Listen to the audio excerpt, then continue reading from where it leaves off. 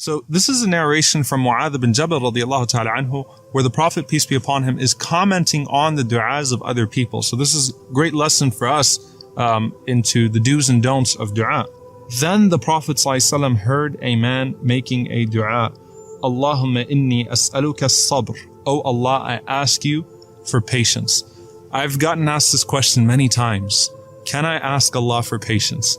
Is it a good thing to ask Allah for patience? So, oh Allah, I ask you for patience. The Prophet ﷺ says, Sa'alta Allah al-bala, you have asked Allah for hardship, fasalhu al-afiyah, instead ask Him for ease. There's a lot in this dua, a lot to unpack. You have asked Allah for test and trial, instead ask Him to be spared. How do we reconcile this? Don't we want to be from as-sabirin? Don't we want to be from those who are patient and attain the level of patience? Didn't the Prophet ﷺ say that Allah has never given a servant of His a gift that is more expansive and more comprehensive than a sabr, than patience? So why would the Prophet ﷺ say to this man, don't ask Allah for patience, instead ask Allah for al-afiyah?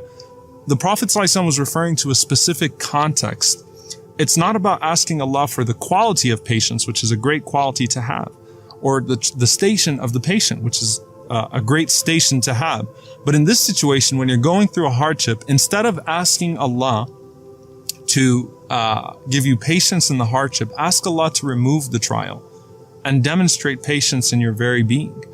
Instead of asking Allah with a spirit of uncertainty and with a spirit of expectation of hardship and trial, ask Allah with an expectation of good and of ease, and then accept, if trial comes to you, that trial is indeed good and is a form of ease in its full context. So the Prophet ﷺ did not approve of this man making the dua, Allahumma inni as'aluka as-sabr.